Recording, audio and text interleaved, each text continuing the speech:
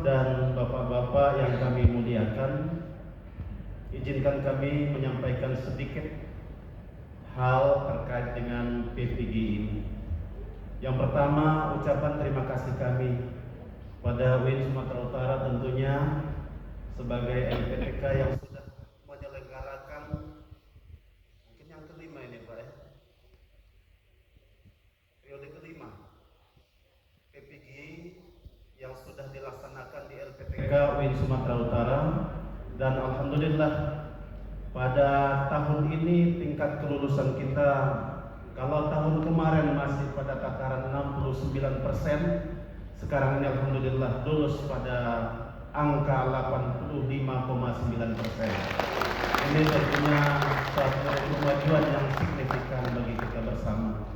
Kemudian terima kasih kami juga kepada Ibu Dekan beserta seluruh wakil dekan, para dosen, dan teristimewa mungkin pada Pak Kakan dan juga Kepala Dinas yang sudah turut serta berinvestasi akhirat terhadap penyelenggaraan PPG ini. Kenapa saya katakan demikian?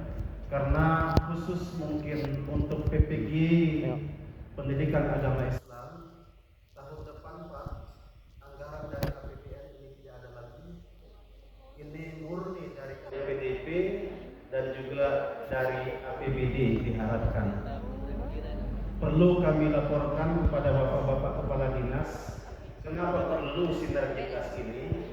Karena APBN kita dari Kementerian Agama itu hanya 5.000 guru setiap tahunnya. Kalau ini kita bagikan ke dalam 34 berapa secara provinsi, nah tentunya sangat sedikit untuk provinsi-provinsi yang ada di Indonesia ini. Kalau kami hitung-hitung dengan yang lulus sampai pada hari ini Bapak dan Ibu yang kami muliakan, kalau yang 5.000 itu kita padakan, mungkin ada sekitar 34 tahun baru itu selesai yang lulus PPG per tahun 2023. Oleh karena itu, makanya ada harapan dari Kementerian Agama untuk sama-sama bersinergi, bekerja sama dengan pemerintah daerah kabupaten kota untuk membiayai PPG ini, karena memang tidak bisa dibiayai oleh PPG dengan biaya sendiri.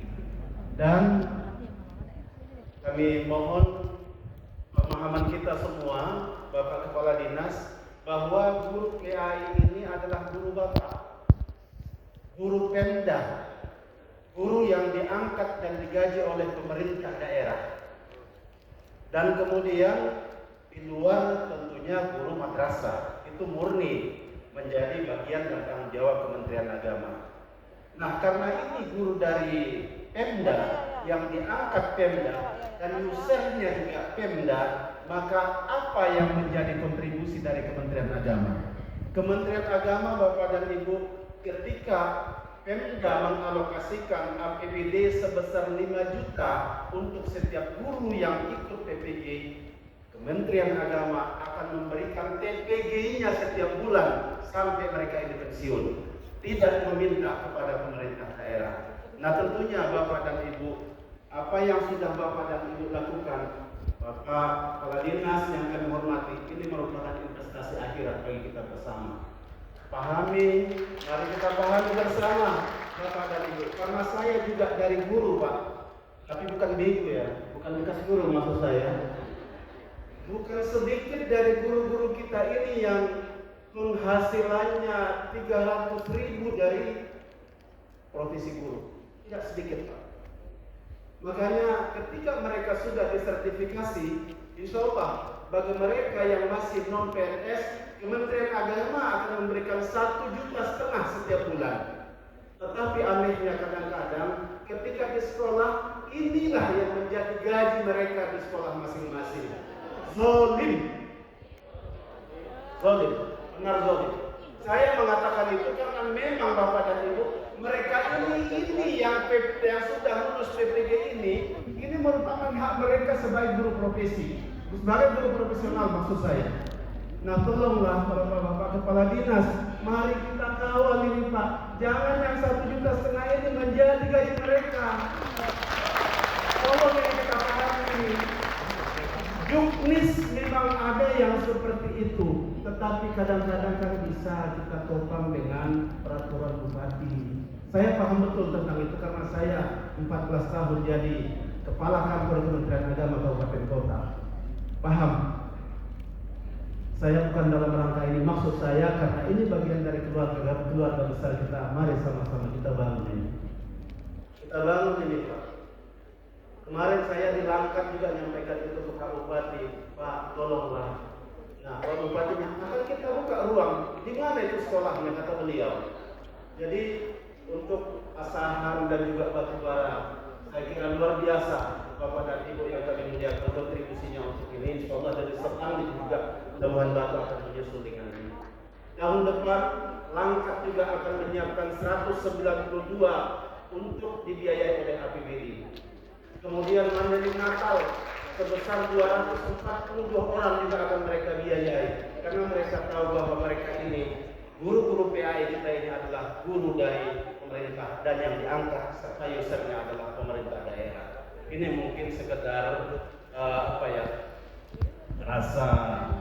perasaan saya sebagai seorang guru mungkin Bapak dan Ibu yang sudah saya lihat di beberapa kabupaten kota terkait dengan guru-guru yang sudah ikut dalam PTG di tahun berjalan sebelumnya.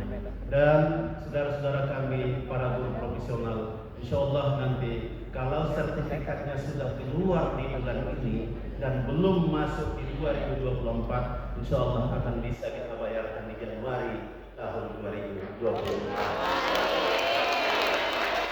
Kemudian di samping itu Bapak dan Ibu yang kami muliakan, bagi yang sudah P3K tidak akan dibayarkan bulan atau tahun ini, tapi akan dibayarkan pada tahun depan dengan besaran tidak lagi 1,5 juta, tetapi sebesar gaji yang sudah tertera di SKP. Nah, ini tentunya Bapak dan Ibu sebagai bahan omongan kita bersama. Tinggal ada satu hal titipan dari kawan-kawan kami yang ada di Kabupaten Kota. Kita sudah mengikuti kegiatan ini dalam kurun waktu sekitar 3-4 bulan.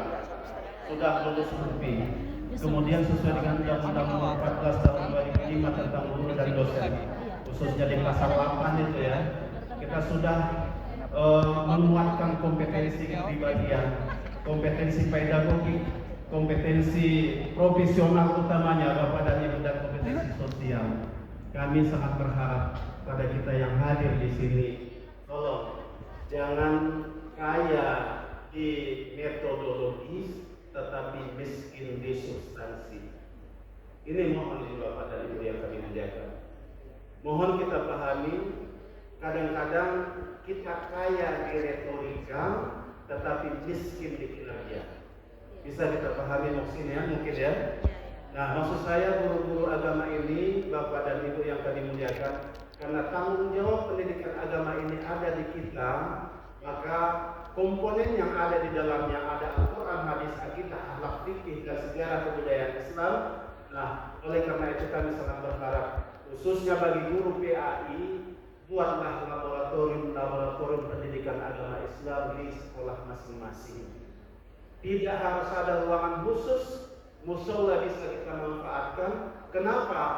Karena banyak di antara siswa kita yang toharoh sendiri pun mereka tidak paham, bersuci mereka tidak paham. Bagaimanalah Bapak Ibu mempraktekkan bersuci dan berwudu misalnya kalau tidak ada laboratorium PAI-nya? Tidak akan mungkin.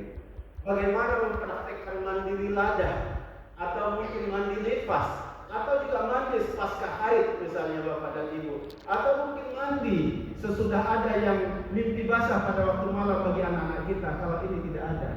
Nah, saya kira ini perlu kita kuatkan. Intinya Bapak dan Ibu, saya berharap kepada guru-guru profesional ini, lihat kondisi yang ada di daerah kita masing-masing, apa yang penting dan mendesak itu dulukan. Terutama masalah fardhu ain, itu saya kira perlu kita kuatkan Bapak dan Ibu.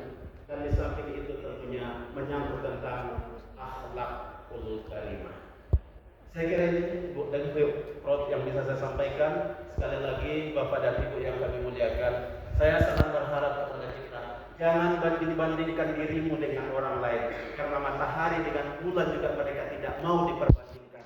Mereka akan memberikan manfaat kepada manusia pada waktunya masing-masing. Matahari pada siang hari, kemudian bulan pada malam hari. Yakin dan percaya bahwa apa yang kita lakukan insya Allah akan memperoleh balikan kepada kita pada saatnya ketika kita nanti pulang kampung ke negeri Allah Subhanahu wa taala.